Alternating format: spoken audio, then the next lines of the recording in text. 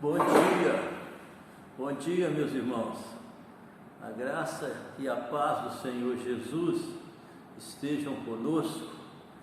Graças a Deus por mais este dia, este domingo, este momento de escola dominical, quando nós separamos para aprendermos mais da palavra de Deus, que é o grande instrumento do nosso crescimento espiritual,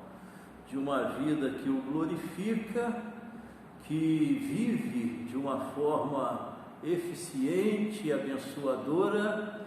e se torna instrumento de bênçãos para muitas vidas tão necessitadas, principalmente nos nossos tempos. Nós estamos estudando no livro de Atos dos Apóstolos, estudando o Novo Testamento. Temos lembrado que este livro, que foi escrito pelo médico Lucas, que escreveu também o Evangelho segundo Lucas, de Lucas, e em seguida ele escreveu a sequência conforme a ordem de Jesus deixada aos apóstolos e discípulos de darem continuidade à extensão do seu reino, à proclamação da mensagem de salvação única e exclusiva nele, o Senhor Jesus. O resumo do livro de Atos é bem colocado conforme o capítulo 1, versículo 8, mas recebereis poder ao descer sobre vós o Espírito Santo, e sereis minhas testemunhas, tanto em Jerusalém, como em toda a Judéia e Samaria, e até aos confins da terra. E é nessa direção que se desenvolve, conforme vimos a primeira parte, capítulo 1 a 7, os apóstolos, discípulos ali em Jerusalém, mas esquecidos de que eles precisavam sair, eles precisavam alcançar outras regiões, quando, portanto, do apedrejamento do diácono Estevão, por causa da palavra de Deus, temerosos, eles saem, fogem de Jerusalém e começam a alcançar a Judéia e Samaria. Dos capítulos 8 a 12 nós encontramos, portanto, esse segundo momento, que é a saída de Jerusalém. Os apóstolos permanecem ali, a direção da igreja, mas os demais discípulos saem, levando assim, conforme a ordem do Senhor, a palavra de salvação em Cristo Jesus. Vimos nos capítulos 13 e 14, quando em Antioquia da Síria, a capital da Síria, nação norte de Israel, ali eles chegam e implantam a igreja do Senhor Jesus, e essa igreja se torna um modelo, um padrão, principalmente no seu aspecto, na sua visão evangelística e missionária. E a partir então desse momento, o livro de Atos, que no primeiro momento tem o apóstolo Pedro como a ênfase principal, a figura principal, agora encontramos até o final do livro, no apóstolo Paulo, esta figura principal que está à frente, que está conduzindo a pregação, ao alcance do Evangelho às nações e os povos. E quando chegamos, portanto, dos capítulos 15 até o capítulo 18, versículo 22, nesse quarto momento, nessa quarta fase, primeira, Jerusalém, segunda, saída de Jerusalém, alcançando os estados da Judéia e Samaria, terceira já implantado na Síria, na cidade de Antioquia, na capital da Síria, uma igreja extremamente forte, com uma visão evangelística e missionária, quando então acontece a primeira viagem missionária, e chegamos neste quarto momento, capítulos 15 ao capítulo 18, versículo 22, a segunda viagem missionária. E é interessante, antes deste acontecimento, conforme o capítulo 15, aí há uma situação envolvendo o problema da evangelização. Capítulo 15, versículo 1, alguns indivíduos que desceram da Judéia ensinavam aos irmãos: se não vos circuncidardes, segundo o costume de Moisés, não podeis ser salvos. Ou seja, o evangelho alcançando os gentios, não judeus. Os judeus convertidos, discípulos de Jesus, queriam também que eles se obedecessem o cerimonial judaico dentro do contexto do Velho Testamento. E isto então trouxe essa situação que precisava ser resolvida, conforme neste capítulo 15, quando no versículo 6, então se reuniram os apóstolos e os presbíteros para examinar a questão. E assim há a discussão. Pedro fala da sua experiência, conforme o capítulo 10, com Cornélio, militar romano, que de início ele resistiu ir na casa dele por não ser judeu, mas através de uma revelação de Deus, ele entendeu que Deus estava, portanto, mostrando que diante dele, judeus e gentios tinham a mesma situação de salvação em Cristo Jesus, como a principal norma para a reconciliação com o Senhor. No capítulo 15, versículo 11, mas cremos que fomos salvos pela graça do Senhor Jesus, como também aqueles o foram. Ou seja, a salvação é única e exclusivamente pela graça, pelo amor do Senhor que nos alcança, conduzindo-nos ao Senhor Jesus, através do arrependimento e da fé. E isto, portanto, é a base, isto, portanto, é a segurança da salvação a todo indivíduo de qualquer nação que seja. Diante, portanto, desta situação, eles se colocam na disposição de uma segunda viagem missionária, conforme o capítulo 15, a partir do versículo 36, e é interessante, conforme nós lemos, alguns dias depois, disse Paulo a Barnabé: voltemos agora para visitar os irmãos por todas as cidades nas quais anunciamos a palavra do Senhor, para ver como passam. E no momento inicial eles retornam à direção daquela primeira viagem missionária, tomando conhecimento de como estavam as igrejas que eles implantaram, mas a partir daí estende, portanto, o alcance de novas regiões, de novas cidades, e nos chama a atenção, portanto, conforme o registro da palavra de Deus, no capítulo 16, versículo 9, à noite sobreveio a Paulo uma visão, na qual um varão macedônio estava em pé e lhe rogava, dizendo: passa a Macedônia e ajuda-nos. Assim que teve a visão, imediatamente procuramos partir. Assim que teve a visão, imediatamente procuramos partir para aquele destino, concluindo que Deus nos havia chamado para lhes anunciar o Evangelho. E é um momento muito interessante, meus queridos, porque o propósito do apóstolo era ir na direção de Bitínia, na direção mais oriental, mas através daquele sonho, daquela revelação de Deus, onde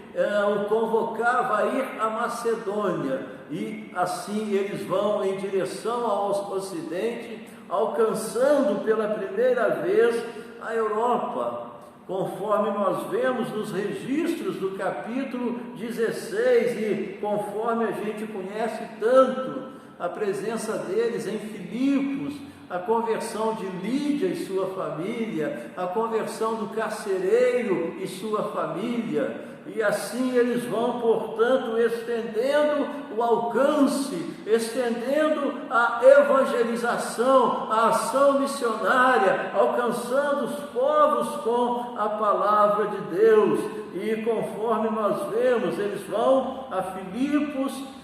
a Tessalônica, a Bereia, e assim, meus queridos, chegam até Corinto. E é interessante que antes de chegarem em Corinto, nós os encontramos em Atenas, e a gente conhece bem esse momento quando Paulo aguarda os demais discípulos diante das lutas que, conforme a gente vê no registro bíblico, eles tiveram tantas vezes de parte, aceitando, se rendendo, sendo batizado em nome de Jesus, e principalmente sob a pressão de judaizantes, alcançando aquelas cidades, levando-os a serem perseguidos, a terem muitas vezes que fugirem das cidades que estavam, mas sempre deixando ali um grupo fiel, uma igreja preparada para adorar ao Senhor e para estar levando, proclamando o seu nome. E nesta intenção de estar acompanhando, uma das situações, uma das ações era neste momento de retorno, enviando também discípulos, conforme foi feito em Tessalônica, enviando Timóteo para saber como que estava a igreja em Tessalônica. E nesta situação, quando ele está em Atenas, ele fica muito chateado, porque ele percebe ali muita idolatria, muita situação de adoração a vários deuses, a tal ponto de, conforme o capítulo 17, versículo 23, ele, naquele local onde havia uma situação de explanação de ideias, de discursos, e Paulo não perde a oportunidade, e nós lemos no capítulo 17, versículo 23, porque passando e observando os objetos de vosso culto, encontrei também o altar, no qual está inscrito: ao Deus desconhecido. Pois esse que adorais sem conhecer é precisamente aquele que eu vos anuncio. E de uma forma, meus queridos, sábia,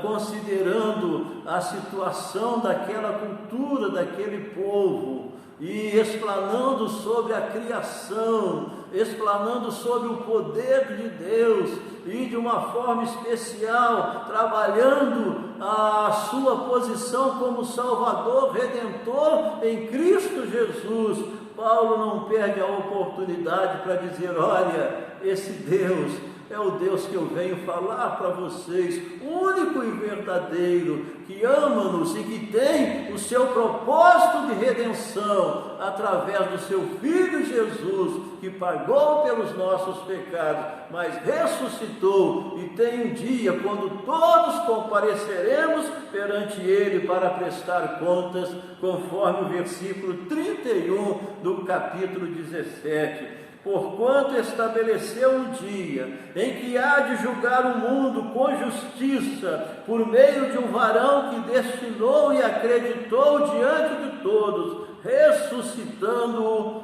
dentre os mortos.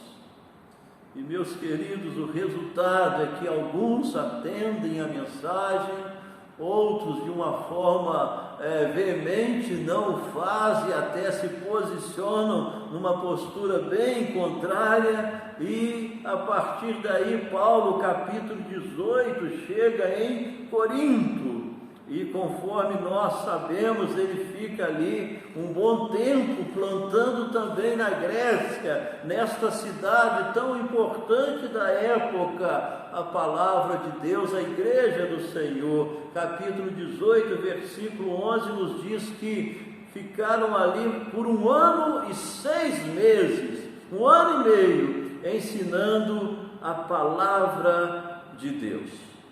E assim, meus queridos, nós encontramos, conforme versículos 18 a seguir, 23, o final da segunda viagem missionária. Os encontramos voltando novamente a Antioquia da Síria. Nos diz o versículo 22 que, chegando a Cesareia, desembarcou, subindo a Jerusalém, e tendo saudado a igreja, cuja direção os apóstolos estavam ali, ele desceu para Antioquia, a igreja que pela segunda vez os enviara ao mundo, às nações, a pregar o Evangelho. E vamos ver, portanto, na semana que vem, conforme o registro de Atos, a terceira viagem missionária. E conforme nós temos visto, meus queridos, no desenvolvimento dessas viagens, Paulo então começou a escrever as suas cartas, as cartas conforme o registro na palavra de Deus fazem parte do Novo Testamento. E é nesse período da sua segunda viagem missionária que ele escreve as suas duas primeiras cartas, inspiradas pelo Espírito Santo, que são 1ª e 2ª aos Tessalonicenses. Igrejas que encontraram também resistência, mas que vidas se renderam ao Senhor, que mesmo diante de lutas e dificuldades se tornaram um potencial de glorificação ao Senhor e de proclamação à sua palavra. Igrejas onde Paulo orientou muito a respeito da questão escatológica, da necessidade de estarem, conforme ainda hoje, firmes, esperando a segunda vinda de Jesus. Mas enquanto não acontece, estarmos levando o seu evangelho de salvação a todas as famílias, a todas as vidas. Eu quero encerrar conforme um dos acontecimentos nesta segunda viagem missionária, que é a conversão do carcereiro e sua família, quando Paulo e Silas foram presos ali em Filipos, e conforme a gente conhece de cor, Atos 16:31, que nos diz: crê no Senhor Jesus e serás salvo, tu e tua casa. E a partir disso, Paulo, Silas pregam o Evangelho para toda a família do carcereiro, e eles se arrependem, e nos apresenta o registro que naquela noite, naquela casa, houve uma grande alegria por terem crido em Deus. E nós somos, portanto, os instrumentos, os canais de transmissão da experiência desta grande alegria de podermos crer em Deus, porque Jesus pagou pelos nossos pecados e o Espírito Santo nos habilita para esta confiança, para esta salvação, e para podermos também, mesmo nesta vida, neste mundo de tantas lutas e adversidades, estarmos firmes, alegres, servindo ao Senhor, esperando a nossa pátria celestial, onde de uma forma completa acabará toda a dor e sofrimento. Oremos, meus queridos. Senhor nosso Deus, recebe a nossa gratidão por mais esta meditação na Tua rica palavra, que através do registro histórico dos acontecimentos bíblicos, nos revela a Tua pessoa, o Teu plano de salvação e o que nos aguarda, Senhor, salvos em Cristo Jesus. Reconsagramos a Ti as nossas vidas, famílias e igreja, e clamamos-Te para que continuemos nesta posição de missionários, de proclamadores da Tua palavra, da alegria de podermos crer no Senhor, porque Jesus pagou pelos nossos pecados, nos habilitou para isso. E clamamos, ó Deus, pelo nosso mundo, pela nossa nação, por tantas vidas que tem nos pedido a oração, porque as lutas, os sofrimentos fazem parte desta vida, mas também a tua presença, as tuas graças e bênçãos, louvado seja o teu santo nome, no poder do nome de Jesus. Amém. Deus abençoe, meus irmãos, um bom dia, na paz do Senhor Jesus.